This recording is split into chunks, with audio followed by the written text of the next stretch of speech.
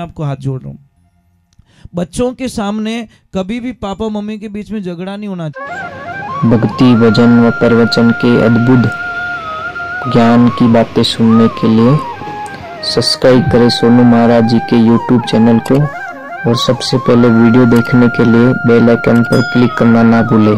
आपको हाथ जोड़ रहा हूं, बच्चों के सामने कभी भी पापा मम्मी के बीच में झगड़ा नहीं होना चाहिए। पति और पत्नी के बीच में बिल्कुल क्लेश नहीं होना चाहिए, नहीं तो बच्चे आपका कहना नहीं मानेंगे। पर अपन तो टाइम बड़ी मिले, टाबरन हम ही तोरण बांधो जने नाराज होवे कि नहीं होवे, नहीं व्यवहारिक बात है महाराज। फिर बच्चे बोलेंगे मम्मी भी अच्छी नहीं है पापा भी अच्छे नहीं है, किसका कहना मानेंगे वो। और बच्चों को कभी डांटो मत, आपसे प्रार्थना है। बच्चे अगर गुमसुम रह रहे हैं तो कोई कारण हो गया है, उनको दिल की बात लो, सुनो, उनके मन की बात सुनो। हो सकता है 10 दिन पूछने पर 1 दिन बता ले और वो कोई गलत रिजल्ट ना ले, गलत डिसीजन ना ले। पर हम लोग क्या करते हैं, उनको डांटते हैं। महाराज बच्चों को डांट की जरूरत नहीं, प्रेम की जरूरत होती है। पर हम क्या करते हैं, एक तो ध्यान रखो देवियों, कई देवियां मुझे पूछती महाराज हमारा टाबर नहीं याद ही नहीं रहे कहीं सुबह सुबह मेमोरी खत्म कर दो।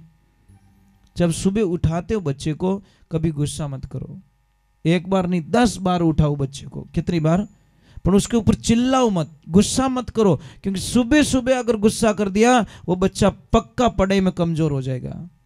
क्योंकि सुबह की डांट उसको याद रहती है। मार सब बटी पढ़ाओ पर मैंने मम्मी की डांट याद, मम्मी यूं कह दियो, मम्मी यूं कह दियो, मार सब पढ़ाओ जो उठाई को नहीं, परंतु महाराज वो मम्मी की डांट याद रहती है। इसलिए सुबह बच्चों को कभी मत डांटिए। आप बच्चे को पढ़ाना चाहते हो, आप सुबह बच्चे को पढ़ा, हाँ कहना है दोपहर बाद में आए तब कह लो, पर नहीं डायरेक्ट टॉप में गाड़ी गाले कीरो टूटना ही है भाई। व्यवहारिक बात है, गाड़ी स्टार्ट करती है डायरेक्ट चौथा में ढाक, ऐसे थोड़ी चलती है।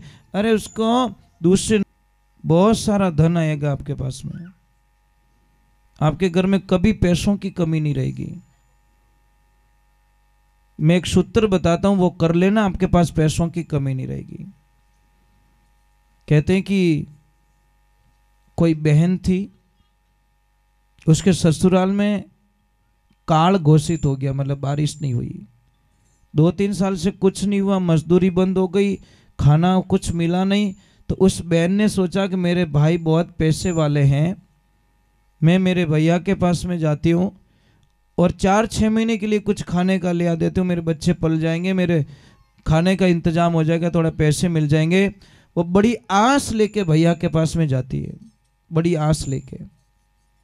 पर जैसे भैया को पता चलता है कि मेरी बहन आ रही है, ऊपर छत पे खड़ा था, उसने अपनी पत्नी को बोल दिया कि लक्ष्मी मेरी बहन आ रही है और मुझे पता है मेरी बहन दुखी है, उसके गांव में बड़ा दुख हो गया, कुछ भी नहीं है, पानी भी कुआं में पानी सूख चुका है, खाने के लिए कुछ भी नहीं है, वो बहन मेरे से कुछ हेल्प मांगेगी और मेरा नाम लेवे, तेरे को पूछे तो बता देना तेरा भैया बाहर गया है और मैं ऊपर के कमरे में सो जाता हूँ। जैसे ही बहन आती है भाभी को प्रणाम करती हैं और भाभी को बोलती है भाभी मेरा भाई कहाँ है, कि तो आपके भाई तो 5 दिन हो गए बाहर गए। भाभी मैं बड़ी आस लेके आई हूँ, कोई चीज़ चाहिए मुझे। तो भाभी ने बड़ा उत्तर दे दिया कि मैं तुम्हारे भाई के पूछे बिना मैं किसी को सुई भी नहीं दे सकती। वो बहन रोती हुई वापस निकल गई कि बड़ी आस लेके आई थी, मेरे जहाँ पे मेरा जन्म हुआ, जिस घर में मैं खेला करती थी, आज वहाँ से मुझे हेल्प लेने के लिए किसी की इजाज़त की ज़रूरत पड़ती है। जब मैं पियर में थी तो मन चाहिए चीज़ मैं मेरे हाथों से लेती थी। देवियों वो घर इतना पराया क्यों हो जाता है? एक लड़की ने क्या गुनाह कर दिया कि उसके लिए वो पराया हो गया। अब वो बहन रोती हुई जैसे ही वापस निकलती है, सामने एक भाई बैठा था, उसने बोला बहन रोती क्यों है? कि मैं कुछ हेल्प लेने के लिए आई, मेरा भाई बाहर गया है। तो वो बोलियो कि देख वो भाई थारो बाहर गयो, ओ भाई तो अटे ही है, मैं थारो खून रो भाई नहीं हूँ, थारो रिश्ता रो भाई नहीं हूँ, तेरे समाज का भाई नहीं हूँ, पर तारा गांव रो तो भाई हूँ, हम साथ में पले हैं, साथ में रहें। बोल बहन आज तेरे में तकलीफ है, कल मेरे में, बोल तेरे को क्या चाहिए कि मेरे ये तकलीफ है। उसकी पत्नी को बोला लक्ष्मी कि हाँ पतिदेव कि धारा पैसा आया है, यानी कोई चीज़ की जरूरत है। देखो पत्नी मिले तो ऐसी मिले भगवान की कृपा से, खूब तो खाने का दे दिया, खूब पैसा दे दिया, खूब कपड़े दे दिए और पूरी बैलगाड़ी भर के अपने बेटे को बोला कि जा बेटा बुआ जी के घर पे छोड़ के आओ। और जैसे ही बेटा जाता है, महाराज पति पत्नी दोनों बात करते पीछे कि लक्ष्मी अगर वो जाएगा, बेटा जाएगा, बुआ कुछ बना के खिलाएगी, अगर वो खा के वापस आ गया तो महाराज अगर उसने बदले में कुछ नहीं दिया तो हमारा धर्म पूरा नष्ट हो जाएगा। पर 2 दिन हुए, जब बेटा आया तो पैदल ही आ रहा है। तो उसको पूछा बैलगाड़ी कहाँ है? अरे कि मेरी बुआ जी ने कुछ खाने के लिए बना दिया और खाना खाया, देखा तो जेब में 1 रुपया नहीं था, मैं खाने के बदले में पूरी बैलगाड़ी दे के आ गया बुआ जी को। तब उन्होंने बोला कि अब हमारा जीवन धन्य हो गया। शास्त्र में लिखा है जो आदमी सच्चा सपूत होता है, सच्चा शास्त्र को मानने वाला होता है, वो बेटी के घर का कभी पानी भी नहीं पीता महाराज। दूसरी बात छोड़ दो, बेटी और बहन के घर का कभी नहीं खाता। अगर खाता है तो पहले बेटी का कर्जा उतार के, पहले बहन का कर्जा उतार के फिर वो खाता है। कर्जा उतारने का ये नहीं भाई 5 लाख रो कर्जो वो उतार पछ रोटी जिमनी, मैं ये नहीं कह रहा हूँ। मतलब उसकी थाली के नीचे कुछ भी रख ले, चाहे 11 रुपया रख लो, चाहे 101 रुपया रख लो, पर थाली के नीचे पैसे रख के ही बहन वहाँ पे भाई भोजन कर सकता है। तो एक बात का ध्यान रखना देवियों, अगर आपको घर में सुखी होना है तो आप ननद बैसा ने खूब दीजो, खूब देना, मना मत करना। हाँ बात नहीं जमी ना, ये तो घोटाला कर दिया हमारा से। है हिम्मत ननद भाई सारे अच्छो मामेरो भरो पक्का, અને કાંઈ તો બાઈજીને घर दे दियो पति देव तो चलेगा? है इतनी हिम्मत? बोले कि 25 साल मेहनत करके बनाए, ऐसे कैसे दे दूं, अंदर भी नहीं आने दूं? बहुत अच्छी बात है। अगर ये भाव है तो आपके घर पे कभी पैसों की कमी हो ही नहीं सकती, पहले बात तो, क्योंकि आपका दिल दरिया है ना।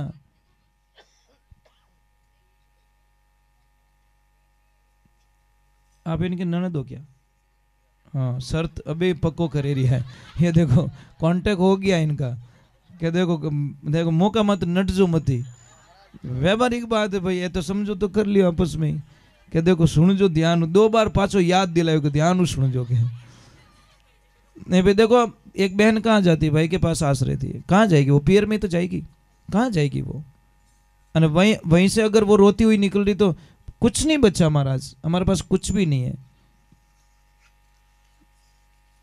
थोड़ा जय जोर से बोलिए, बोलिए श्री भगवान की।